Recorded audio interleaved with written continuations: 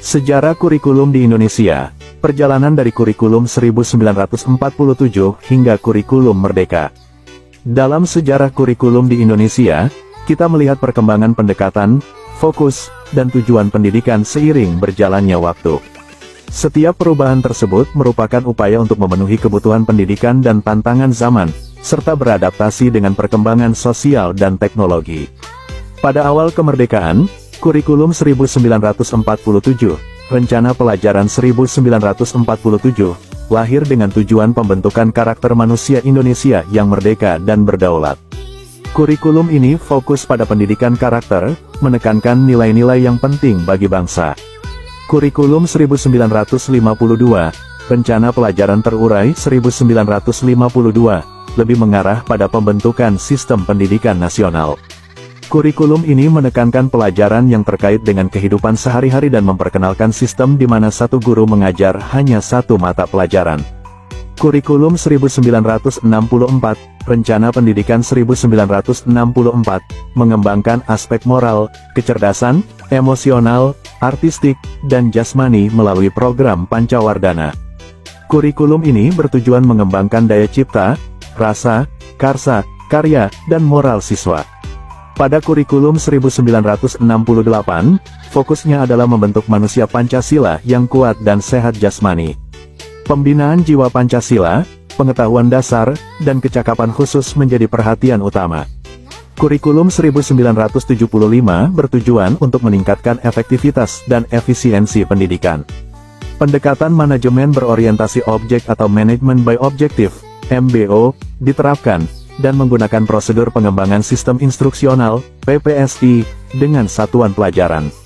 Pada kurikulum 1984, pendekatan keterampilan proses, CBSA, menjadi fokusnya. Kurikulum ini mendorong siswa menjadi subjek belajar aktif, namun model CBSA mengalami protes dan demonstrasi karena adanya salah penafsiran. Kurikulum 1994 memadukan beberapa kurikulum sebelumnya.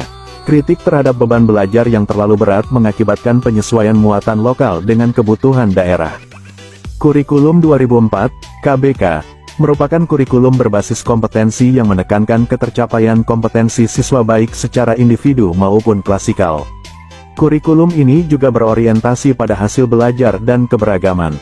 Kurikulum 2006, KTSP, merupakan kurikulum tingkat satuan pendidikan yang mengadopsi desentralisasi sistem pendidikan.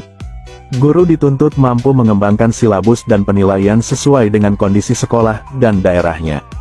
Kurikulum 2013, K13, berbasis kompetensi dan menekankan pemerolehan kompetensi peserta didik. Kurikulum ini mengintegrasikan sikap, keterampilan, dan pengetahuan, serta berfokus pada pengembangan insan Indonesia yang produktif, kreatif, inovatif, dan afektif.